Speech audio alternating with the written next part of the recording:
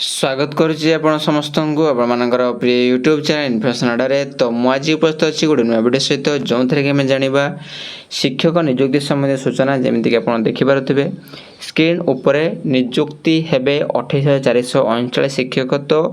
प्रश्न यह आपण मन जे प्रकृत में 28,439 शिक्षक किपर नियुक्त हेबे केबे नियुक्त हेबे ता सहित आपंकर जो जेटी रिक्वायरमेंट अच्छी इनक्लूड करी ना बाद हे से तार व्यतीत हम आप एक्सट्रा 28,000 समथिंग ता सहित आम आपंकर किसी एक्सट्रा इनफॉरमेशन जानिबा स्कूल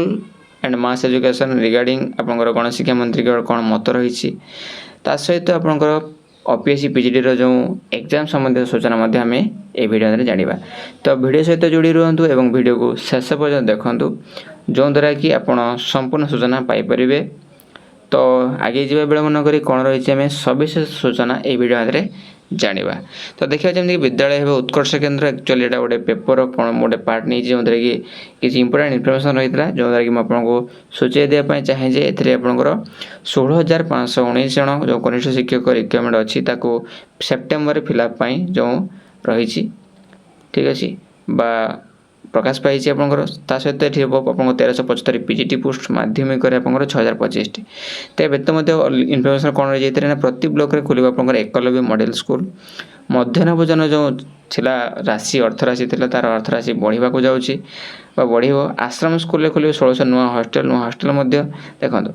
आपंकर गुणात्मक शिक्षार वृद्धि मंत्री आपंकर आलोकपात कर सहित केमी कौन उपाय हो पार शिक्षक नियुक्ति सहित आप हॉस्टल समस्या ए समस्या दूर करने उचित पदक्षेप नि सूचना रही ठीक अच्छे। तो देखा डिटेल्स आम जाना गणशिक्षा मंत्री अलरेडी कौन कहते देखो जो विधानसभा प्रश्न कराई तार उत्तर रखी आप देखी भल कथा देखना कहवाई चाहे से उत्तर देते आपंकर विभिन्न योजना कार्यकारी करने सहित जो नियुक्ति अच्छी शीघ्र फिलअप करी गुणात्मक शिक्षा को अग्राधिकार देवे बोले। तो श्री गंड कह देखिए विद्यालय को उत्कर्ष केन्द्र रे रूपायित कराई केन्द्र सरकार सहयोग राज्य सरकार नहीं एक अभिनव पदक्षेप जातीय शिक्षा नीति आधार विद्यालय गुड़िक गुणात्मक शिक्षा प्रदान परिवेश सृष्टि विद्यार्थी उन्नत मान शिक्षा शैक्षिक भित्तिभूमि को सुदृढ़ करने यार मूल लक्ष्य रही एसबू आधार कर 2024 देखो गोटे नुआ कथा देखिए आप 24 रु 25 आर्थिक वर्ष नूतन केंद्रीय प्रवर्तन योजना जोटा कि पीएमसी कार्यकारी कर नूतन शिक्षा नीति लागू करने सहित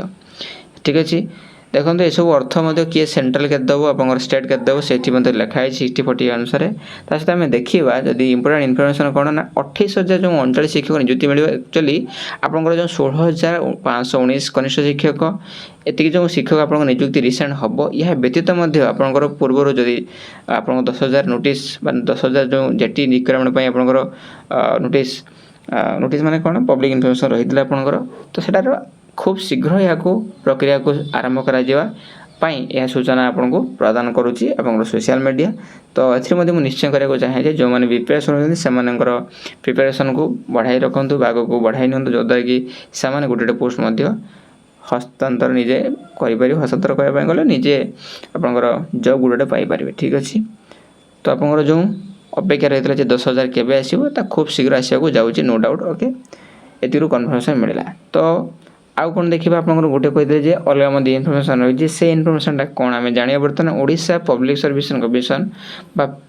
तरफ जोटा कि ओपीएससी तरफ रही नोटिस जोटा कि आपंकर एग्जामिनेशन रिगार्डिंग ठीक अच्छे जो मैंने भी पीजीटी अप्लाई कर सांगसाथी कि निजर बंधु जहाँ भी आप बड़ भाई मान जोड़ा जना अच्छी सहित कंटाक्ट अच्छी कि जानी सेयार करूँ जो द्वारा कि से डेट प्रिपेरेसन हो रे जो द्वारा कि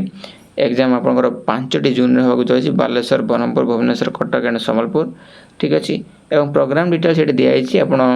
देखिपारे ठीक अच्छे। तो सहित गोटे देखा चाहूँगी ठीक अच्छे ये पीडब्ल्यू कैंडिडेट समय किसी नोटिस दे जो देखिपे the periods candidates will be given extra 20 minute per hour in each session that is 9 AM to 11:40 for the first session 20 minutes extra आपको दिज्व जोटा कि पीडब्ल्यू फिजिकली हैंडिकैप्ड बा डिसेबल्ड कैंडिडेट मैंने अच्छा ठीक अच्छे। तो रिगार्डिंग सब किसी रही है यह आपंकर समस्त सूचना जोटा कि ये वीडियो में मुझे प्रोवाइड करने को चाहूँगी। तो आशा करी आपको वीडियो भल लगी ଭଲ ଲାଗିଥିଲେ ନିଶ୍ଚୟ ଆପଣ ଲାଇକ୍ ସହିତ ସେୟାର ସବସ୍କ୍ରାଇବ୍ କରି ବେଲ୍ ଆଇକନ୍ କ୍ଲିକ୍ କଲେ ଯାହାଫଳରେ ଆପଣଙ୍କର ବି ଫାଇଦା ହେବ, ଯେଉଁଦ୍ୱାରା କି ଏମିତିକା ଅପଡ଼େଟ୍ ଭିଡ଼ିଓ ପାଇଁ ଅପଲୋଡ଼ କରିବା ମାତ୍ରେ ହିଁ ଆପଣ ପାଇପାରିବେ ଆପଣଙ୍କର ସଠିକ୍ ସୂଚନା। ଠିକ୍ ଅଛି, ତ ଏହା ଥିଲା ସମ୍ପୂର୍ଣ୍ଣ ସୂଚନା। ପୁଣି ଦେଖା ଗୋଟେ ନୂଆ ଭିଡ଼ିଓ ସହିତ। ସେ ପର୍ଯ୍ୟନ୍ତ ଧନ୍ୟବାଦ। ଜୟ ଭାରତ, ଜୟ ହିନ୍ଦ।